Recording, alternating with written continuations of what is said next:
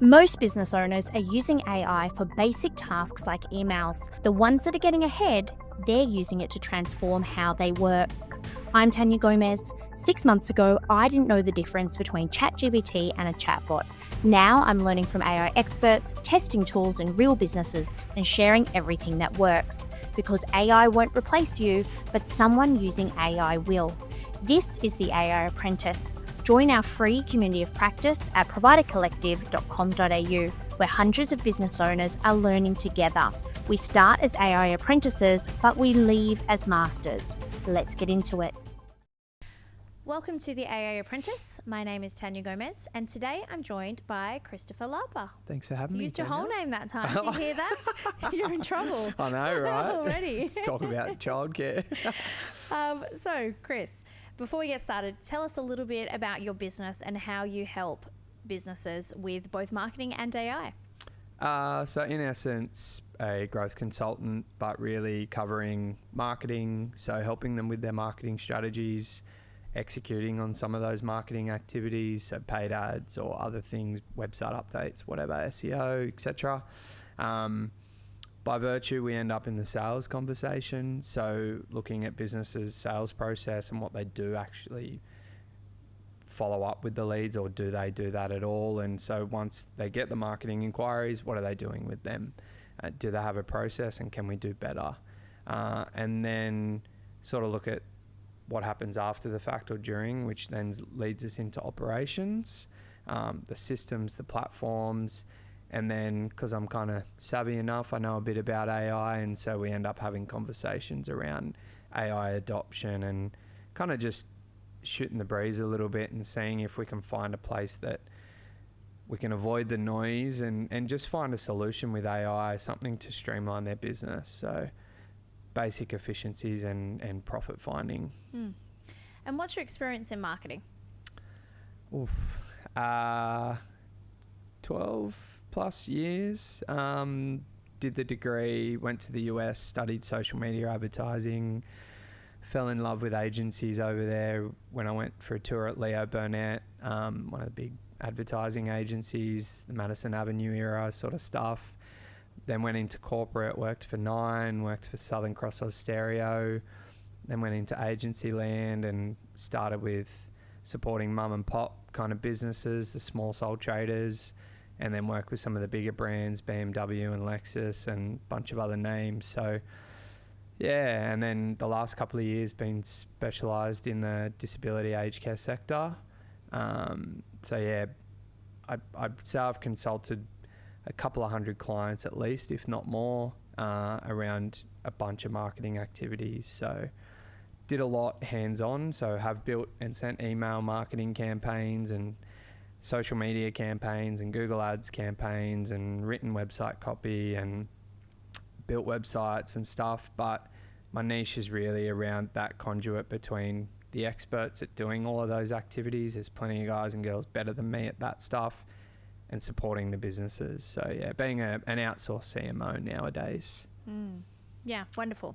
I asked that question just to give context into your experience around marketing campaigns, because I feel like in an era of AI, everyone's a marketing expert. Yes, aren't they? Aren't they? Yes. I'll be out of a job soon enough. Well, I think you're trying to replace yourself with AI anyway, aren't you? Something like that. Yeah, that's the dream. Yeah. Can you talk to me? So what I want to talk to you about today is specifically about real results and real campaigns. What's actually possible from a marketing perspective with AI, for a few reasons. Firstly, I feel like everyone has this idea that they no longer need any kind of marketing agency or support, that you can simply go into ChatGPT, write your meta ad, post it in Meta, or use their AI suggestions, and then do your whole SEO and strategy using AI.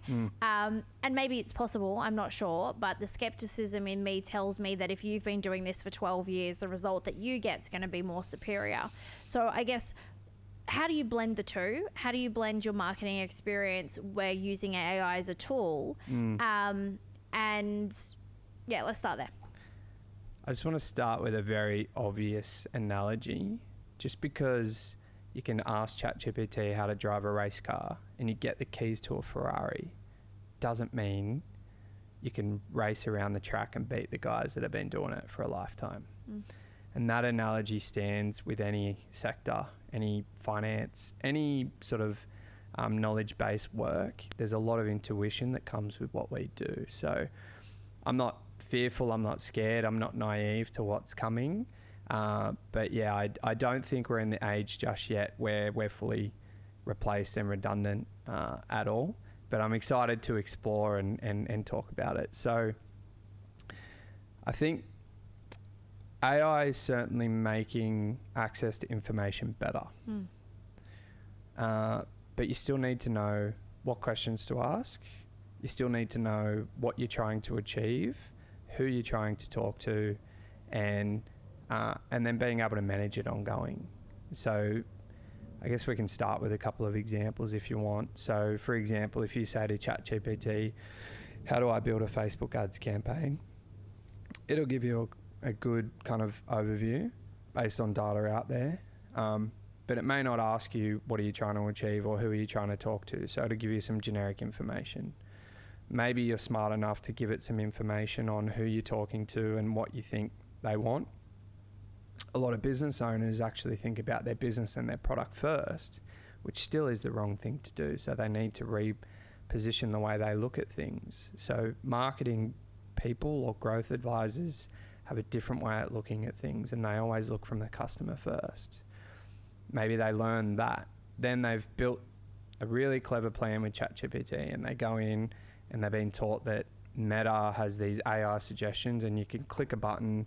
Meta suggests that you should now just use their AI build campaign tool, and you can turn a campaign on pretty quick. But the problem is those platforms are also for profit. Google Ads is for profit. Meta is for profit. So that example, they're just going to encourage you to build something as quick as possible and to spend as much money as possible. Now, if you have a much bigger budget and you're able to kind of bleed a little bit around the edges to get the goal, sure. But if you're a small business owner, you need to know, again, it's like fine-tuning a race car.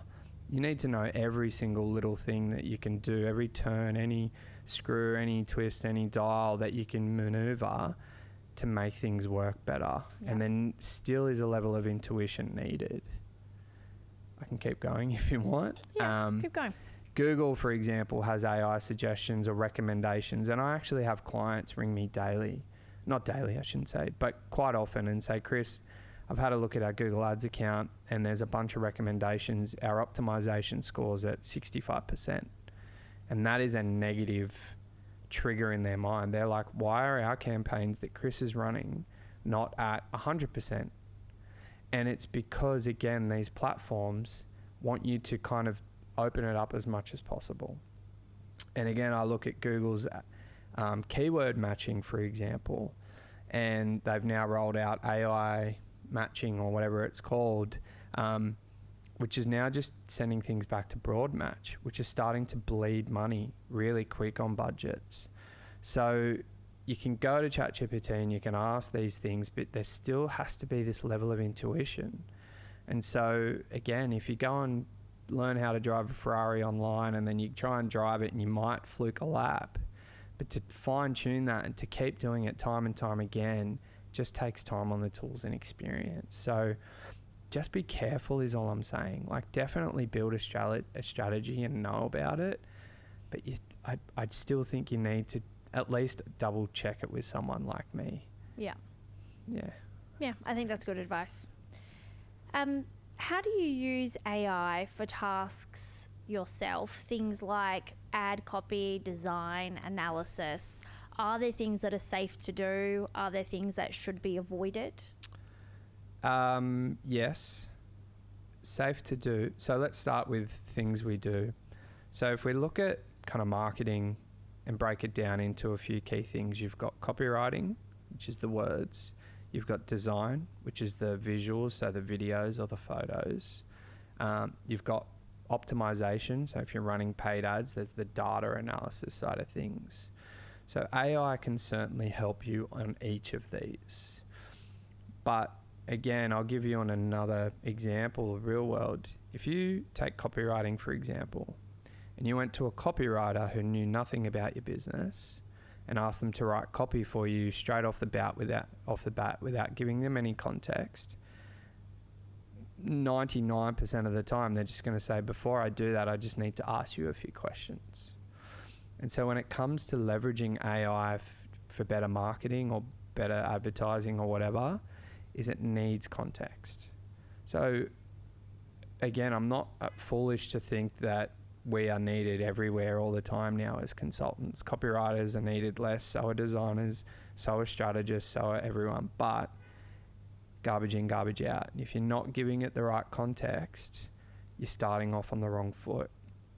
And so when you're writing copy for advertising, if you just say to it, you're clever enough, let's say you're clever enough to say, you are an expert copywriter, so you give it a role, and then you start to give it instructions, and I want you to help me write ad copy for a Facebook post. Give me 3 versions with a hook and a closing and a CTA and whatever else, and you've gone that level, and you say what industry you're in, it's a pretty good start. But what you haven't told it is what's unique about you. You haven't told it about your customer or the common things that your customer says to you. So then if you go to that level, now you start getting better outputs.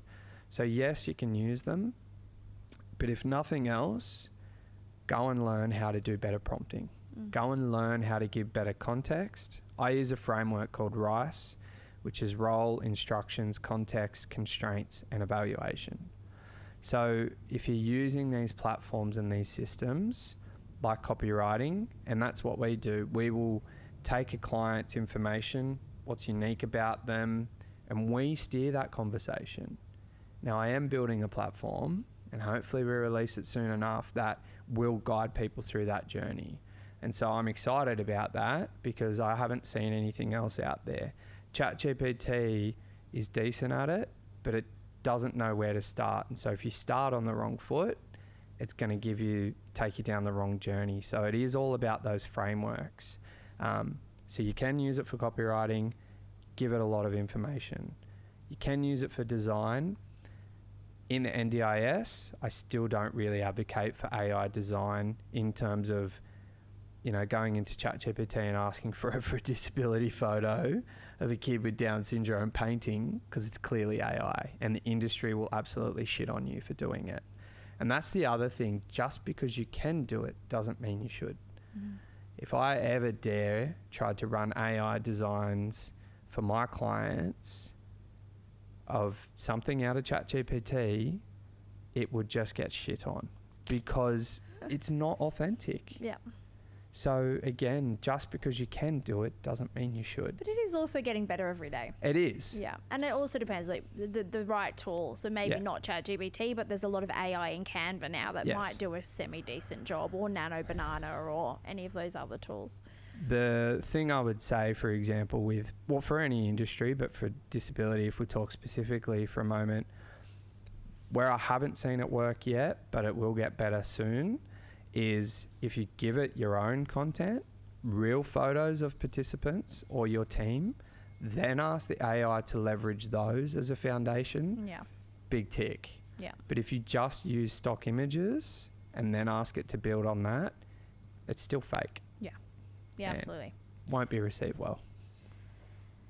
What are the biggest benefits and limitations you've seen so far? Benefits, speed across the research phase, speed across testing. So you can write a lot more copy and test a lot more copy. Meta's algorithm is now moving away from audiences and moving more towards creative and copywriting testing. So you can test a lot more. Where you used to have to get a copywriter to write pages and pages of different copy, as long as you give it a really good prompt, it can spit out a lot more options that are 90 to 95% good. And to be honest, with meta advertising, sometimes the most random thing will win in advertising. Data analysis is a massive speed thing that you're now getting where you can. However, I was just playing with it yesterday and it was still hallucinating. It was like, 20,000 total spent, and it was literally half of that. And I called it out and screwed it up again, and then I reattached the report and it was like, my apologies. So it still needs the human oversight, but data analysis, copywriting, design, editing, or again chopping up videos, so there's heaps of benefits. What was the other thing? Risk. Yeah. Hallucination. So if you don't do that human oversight and you just copy and paste it, there's a chance that something's inaccurate in there. So it's the biggest risk. Brand more broadly. If you run a company and you have a bunch of your team using AI and there's not some sort of policy or common agreement, or for example, they're all using the right custom GPT that's been trained, someone's going to put something out that isn't in line with your brand, or, you know, go more broadly compliance related, or anything sort of amongst the corporate structure, right? Like the ACCC or... Yeah. Biggest risk is something really bad said and published online, because once it's on there, someone screenshots it, you're screwed. So human oversight is a must. And probably the other big risk is loss of strategic thinking or deep thinking. I'm so grateful that I'm of the age where I came through with technology, but also being forced to still do hours and hours of uni work without any sort of major technology support, because it meant that I had to do some deep thinking and I had to do some critical thinking and problem solving. And I still learnt from the textbooks around customer mapping and mindset and journeys and things like that. I mean, you've seen what I present on, and it's what resonates. I don't go up there with the newest scale your ads overnight talk. It's because it's embedded in good foundations. So the risk of someone young coming through that doesn't get some good guidance can be very quickly the wrong tool. But on the flip side, if you're a business that sees the youth as an advantage, get someone in who, like your kids, I know your kids edit your reels and stuff, teaching the old dog new tricks. Yep. But they need some guidance. They need some checks. This isn't brand, this is brand aligned. You know, we can say that, we can't say that. Or have you really thought, just because it's a trend, does it really fit for our business? Yeah. And I'll just momentarily indulge me on that is 12 years ago, I went to the US to study Facebook ads. Seems like a lifetime ago. And that was when Facebook ads were like blowing up in Australia, and I learned all these new things. It was really exciting, and I thought, holy shit, the whole marketing advertising landscape's changed. Video, TV's dead, radio's dead. I was of that era where I was like, social media is it. Facebook is the future. No one needs websites. And how many times have I eaten that humble pie? It's exciting, but I think some of that's right. TV and radio are pretty much dead. They're not. Advertising goes. They're $1 million industries. Yeah. Like micro business, yes. Yeah. Small business, yes. Big companies, they're still doing it. Yeah. Still advertising, and they're just doing it in different ways, in brand engagements. So they're evolving, and sure, yes, there is a fragmentation. They're not quite dead. They're still $1 million companies. That's true. It's just another channel. Yeah. It's as simple as that. What do you think someone who's starting out with running marketing for their business in a day of AI, where do you think they start, and what do they need to think about before they fire their marketing agency and move all their spends to doing it themselves with ChatGPT as their assistant? I think being savvy to each channel and its purpose is one thing. Just getting very familiar with every kind of advertising channel. Like I work in forever checklists in my mind of like, is it Google Ads? Is it SEO? Is it Meta? Is it this? And I make quick decisions based on intuition and knowledge of each platform and my kind of criteria in my head of how they work and what they're good for, or LLM advertising, SEO optimization, whatever. And then your customer. Like, where is your customer? You know, and I've used this analogy for years. Just because your uncle at a barbecue says you should use TikTok doesn't mean you should. Because if your brand is aligned over here with baby boomers, TikTok ain't really going to cut the mustard. I'd advocate for Facebook. Or I'd advocate for other platforms, maybe some print still, as cringe as that sounds. So if I'm a business owner now, before I get so caught up in the awesomeness of AI and what it can do, I'd go and understand my audience, put myself in their shoes, and just think in a 24-hour cycle, what media do they consume? What apps do they use? What platforms are they playing with? Who influences their tech adoption? And then understand the platform options, and then just, it's like a matching criteria. Dave is 65 and he loves golf and footy. If you're going to start a brand around him, what channels would Dave use or not use? He's probably still Googling shit. He's scared of ChatGPT, doesn't want to be taken over. He grew up in the age of all the post-apocalyptic or those books, the sci-fi era and stuff. So just thinking about your customer and know your channels, then go to AI and have a better discussion. Yeah, that's a good... It all comes back to the customer. It all comes back to knowing your avatars, knowing your pain points of your clients, what you're selling, and how they want to receive that message. Yeah, you're spot on. It's the fears, the frustrations, the pains, the wants, the needs.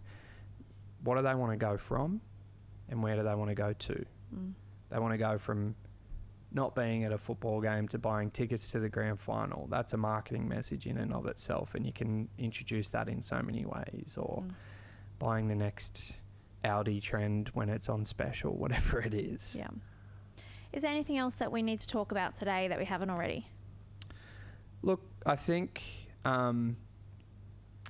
leverage the platforms, explore, know that each advertising platform has AI built in. Be excited and skeptical.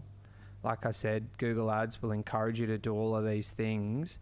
Don't just click yes, yes, yes.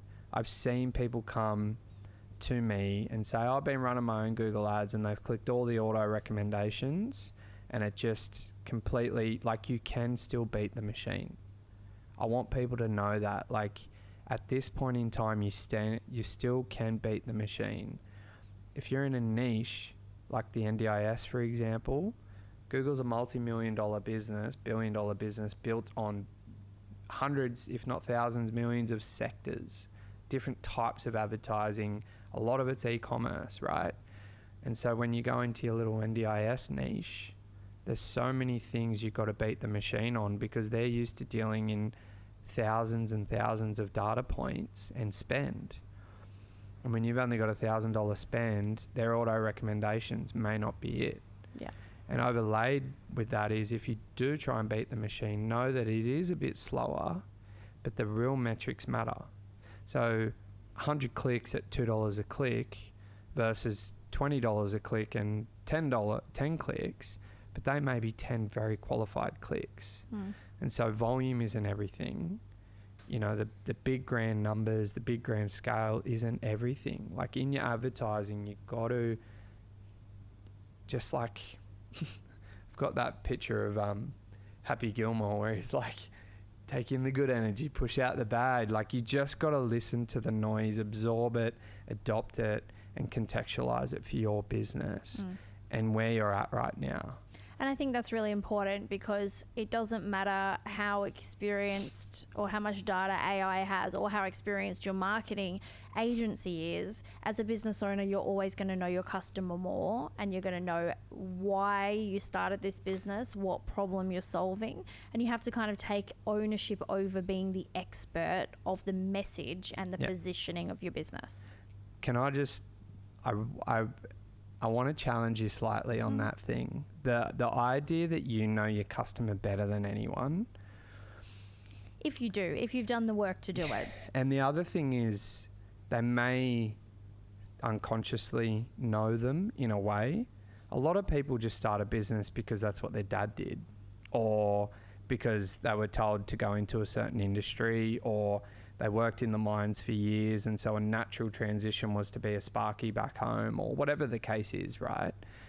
And so I don't truly believe that business owners always know their customer better until they're guided to the questions. And that's one kind of, I'm going to claim, superpower of mine, is really making clients think. And I literally had a client say to me the other day, it was really cathartic going through your discovery process and your questionnaire process, because it made me think. Yeah. And it made me refresh my perspective on what we're trying to do here from a growth and a marketing thing. Businesses get so caught up in knowing their product really good or their service really good, and they think that everyone gives a shit. They think that their product's the hottest thing, or they think that their way of doing plumbing or whatever the business is, NDIS, whatever, is the best way to do it. And they think that just because you're in business, people should come and get your business. Yeah.